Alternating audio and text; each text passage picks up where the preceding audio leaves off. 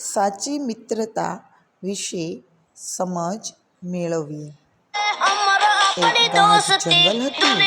તેમાં એક શિયાળ, સસલું અને કાગડો પણ રહેતો હતો. શિયાળ ખૂબ જ લુચ્ચું હતું. તેને સસલાનું કૂણું કૂણું માંસ ખાવાની બહુ ઈચ્છા થઈ હતી. એક દિવસ ચાલાક શિયાળ સસલાનો શિકાર કરવા ઝાડ પાસે આવ્યું.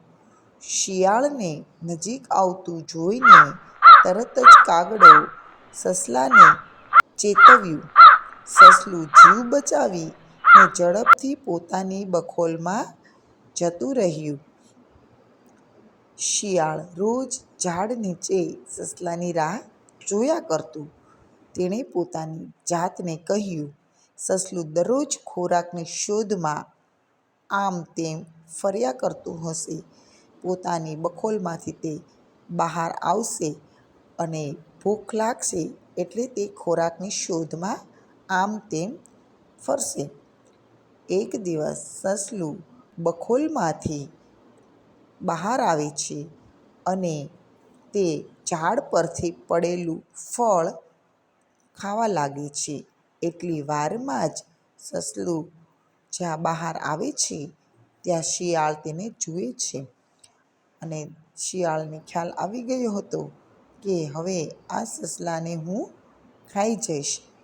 એટલી વારમાં કાગડો ઉપરથી આ બધું જોઈ રહ્યો છે.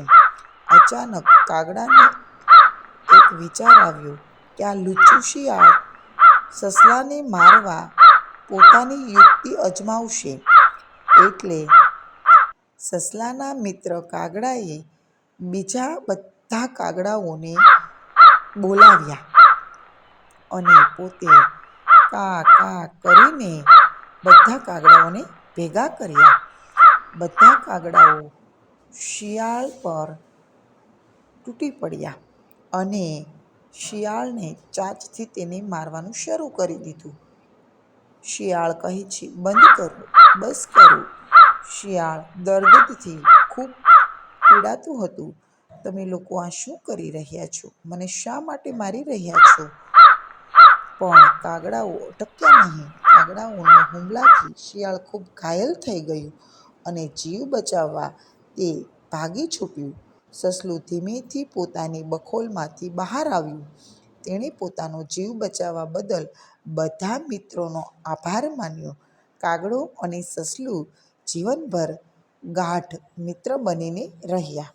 સાચી મિત્રતા આને જ કહેવાય.